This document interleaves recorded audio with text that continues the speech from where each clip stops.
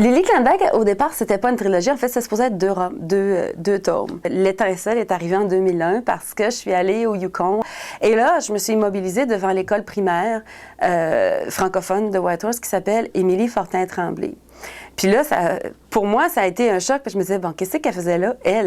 Émilie Fortin-Tremblay n'est pas plus québécois que ça. Francophone, puis une femme. C'était trop génial qu'ils soient allés là, ces gens-là.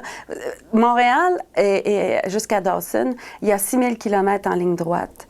Mais les gens ne pouvaient pas le faire en ligne droite. Il n'y avait pas de route à l'époque. Alors, il fallait de Montréal prendre le train jusqu'à Vancouver. Ensuite, de Vancouver, on prenait le bateau jusqu'à Skagway ou Daï, c'est dans la partie basse de l'Alaska.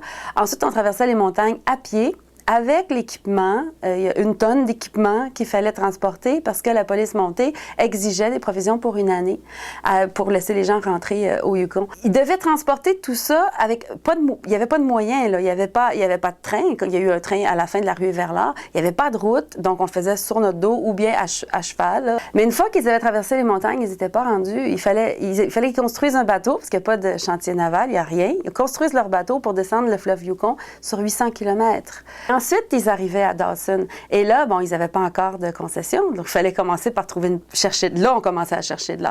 Et tout ça, il fallait tout accomplir ça avant que l'hiver arrive, parce que l'hiver arrive très tôt à cet endroit-là. On peut imaginer ce que c'était la vie des chercheurs d'or, la vie des hommes au Klondike.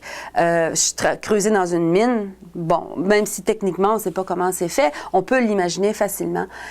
Imaginez la vie des femmes dans ce contexte-là. Ah, ça c'est un autre paire de manches. Lily Klondike, au départ, c'était 2 livres. Ça en est devenu 3, mais ça n'a pas changé le plan de mon roman. Le plan que j'avais bâti, qui avait 70 pages au début, il y avait un début, il y avait certaines péripéties déjà bien identifiées et il y avait la fin.